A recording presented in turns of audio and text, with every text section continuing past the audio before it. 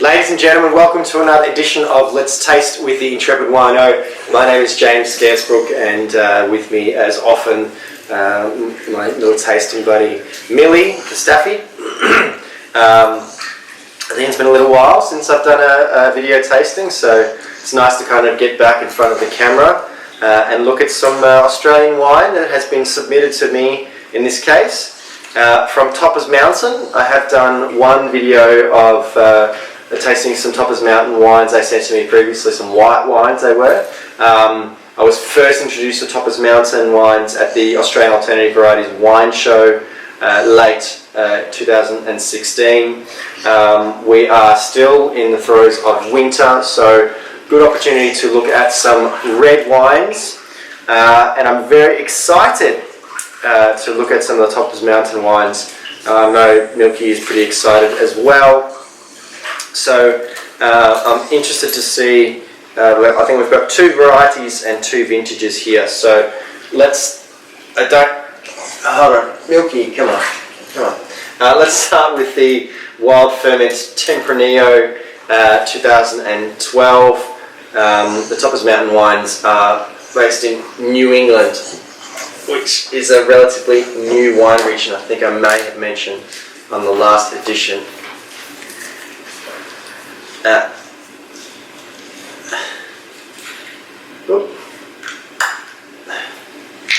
No, you can't, eh? It's not for you, it's for me.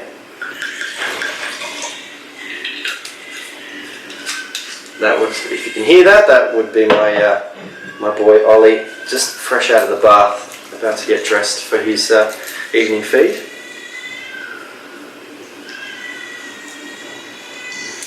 Nice and exuberant on the nose, dark fruits, dark red fruits, I guess. You know, dried cranberries, slightly sort of curranty a little bit, some sort of sweet, I want to say like a jerky of some sort, like a beef jerky. There's a bit of a hoisin kind of character to it. It's sort of earthy, a little bit floral, but the dominant feature here is the fruits,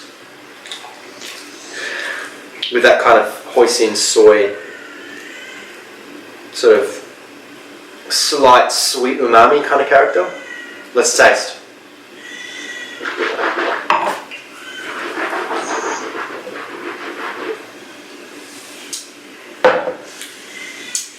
Quite fresh and tight, very lean. I like that. It's not kind of really full and robust and juby. The brightness of the fruit is quite good. Good acidity. Just a hint of sort of tart character.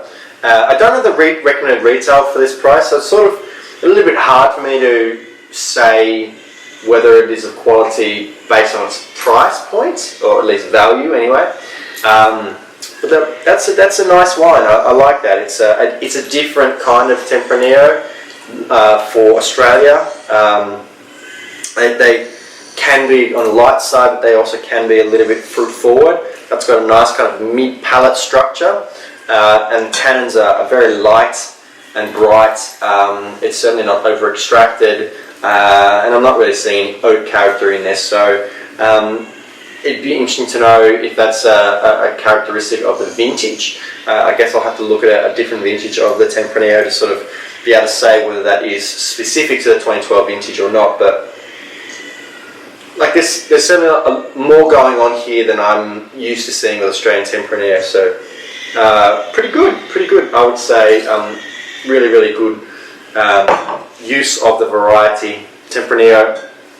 I guess it's probably the most planted Spanish variety in Australia, if you don't count Grenache or Garnacha. What are you doing? Come on. But no, I'm quite happy with that one. The second wine is from the 2013 vintage. It is the Wild Ferment Shiraz. Again, I'm unsure of recommended retail. This ribbon sort of makes it a little bit hard to open. No, it's not for you, I told you. think you'd like it anyway. Okay.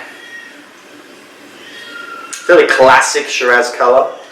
Not like super dark. It's kind of a brickish red.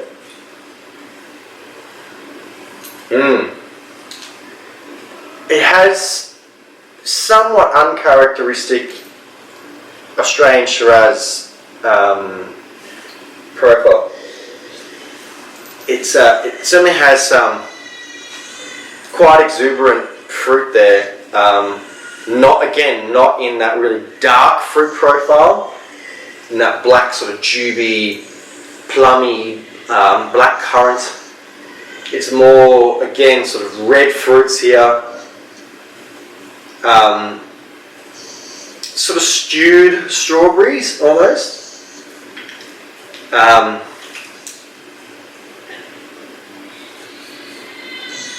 Cranberries again, I would say. Like there are some similarities here, fruit-wise, between the Shiraz and the Tempranillo.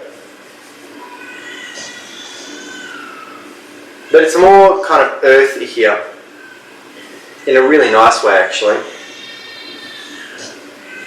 Again, some nice dried characters. Well, let's taste.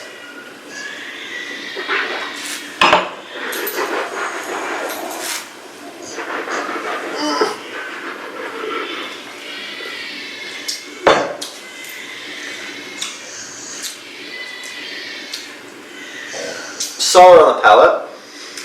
Initially, the thing that kind of sticks out for me is the warmth, the alcoholic warmth. I think it's probably just a little bit imbalanced on the front.